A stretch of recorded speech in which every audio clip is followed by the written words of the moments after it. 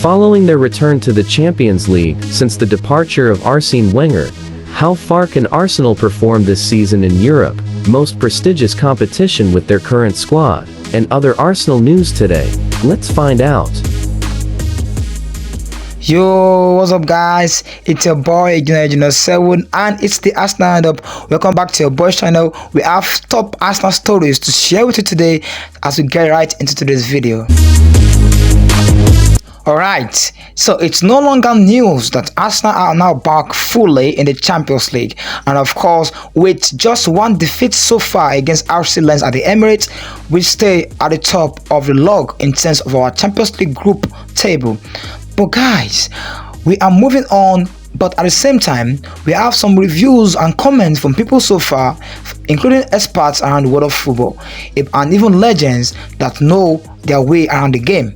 So, some people have been talking about Arsenal, and Michael Owen, of course, a Premier League renowned legend, have had this to say about Arsenal. He has said that Michael Owen on Arsenal in the Champions League, he said, in terms of ability, I think they are the second or the third best team in it. So there you have it guys, a top legend in the frame or in the mold of Michael Owen, a Premier League renowned legend, is saying that Arsenal are probably the second best or the third best team in the whole of the Champions League. Don't forget, Champions League is a dream of any footballer of any top club around the world. So it's the biggest stage of football in Europe and one of the biggest, if not the biggest, in the world apart from the World Cup. Now, in terms of Arsenal, rating Arsenal itself, Arsenal have improved from what we used to see last season. They've improved both in the market with new players and also probably in terms of structure and squad depth.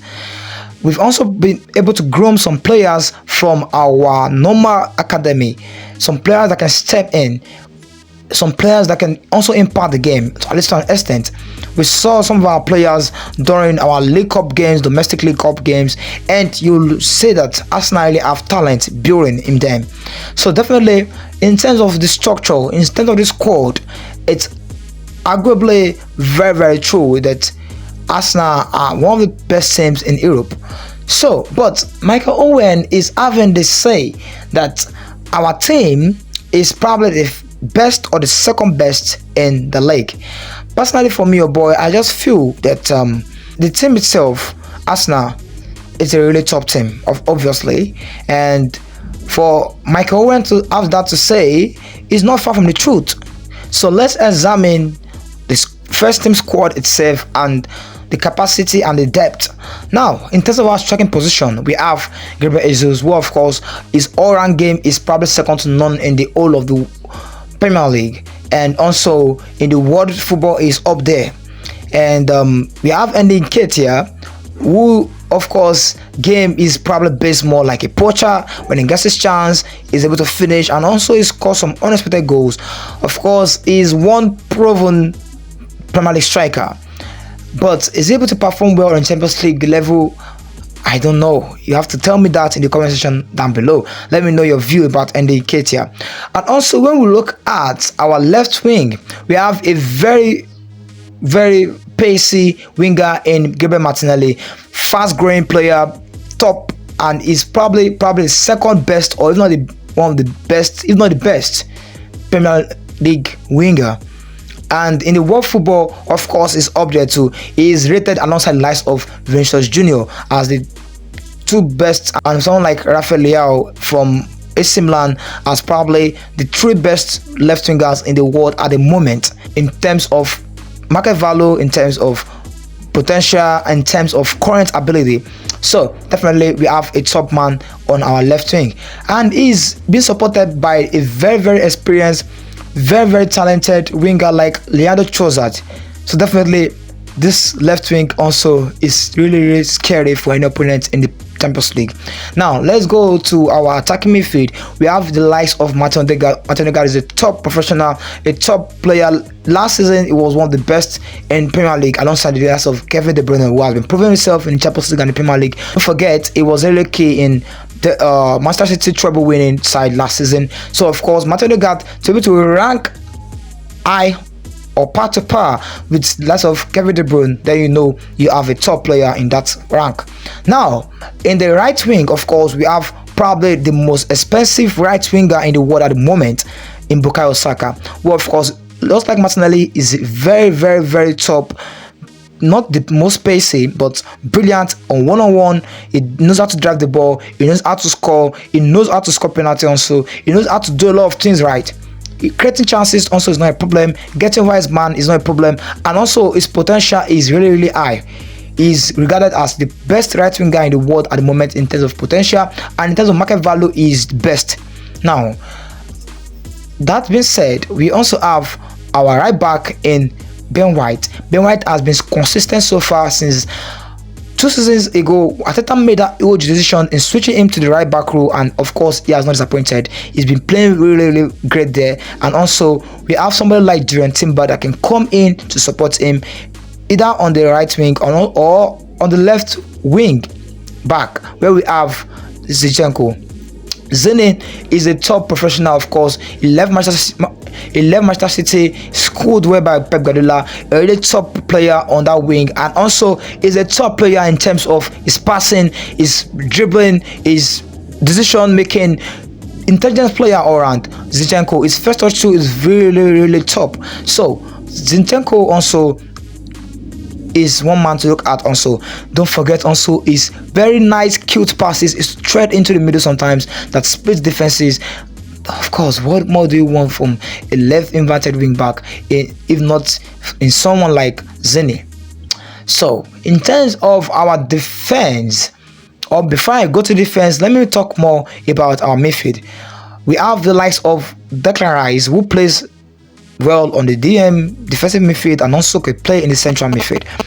And we also have Thomas Partey. He needs no introduction, a consistent Champions League performer over the years with Atletico Madrid. He came to Arsenal with the sole aim of getting us back in Champions League, and here we are now. Of course, his experience, his quality, his ability on the ball will of course give us an edge also. And Declan Rice is making his debut in Champions League, and of course he's playing like a veteran already in the Champions League. Just like we have the likes of William Saliba and Gabriel Magalhaes. These guys are solid rocks at the back, and they are really, really playing at the top of that game. So there's no reason why our defense will not stop any striker, and that's evident in the likes of the top strikers of the world, who of course have been consistent so far. And someone like Haaland was shot twice in Arsenal last 2 games against Manchester City. He has been able to perform at 0. Don't forget his SG against Arsenal was 0.0 in the Community Shield and 0.00 also in our league encounter with them. So it's beautiful things to see. That means against the best, against the world best, our defense can stand tall. Partey and Jorginho providing cover for Declan Rice, or Declan Rice providing a lot of cover also in the advanced role. Also, Granit Xhaka left. We have Kai Havertz there, but probably he's not been able to suit so well or fast enough in that role. So probably Arsenal best midfield through is Martin Odegaard, Thomas Partey, and Declan Rice. But at the same time, for now, we also have lots of a very experienced Italian midfielder in Jorginho, who of course also is a top player, is an experienced player, is Champions League winner, UEFA best player of the year winner, also very, very top midfielder.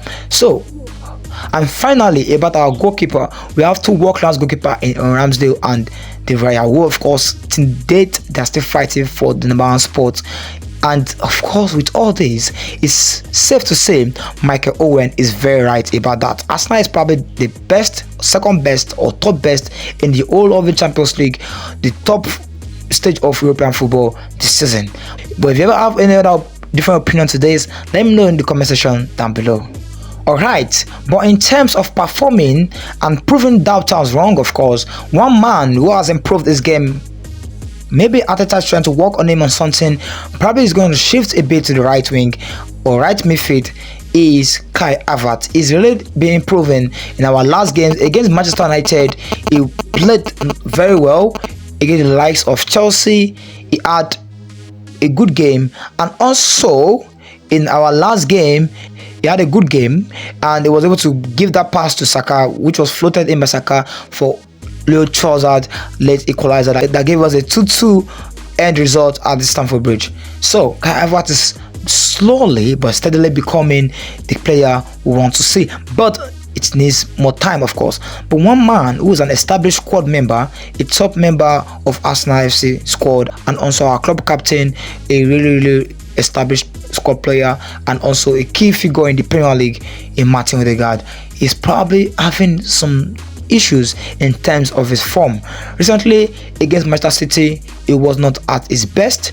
Against Chelsea, he was not at his best. Against Sevilla, our last game, also he wasn't at his best again. So what is the issue with our Norwegian magician?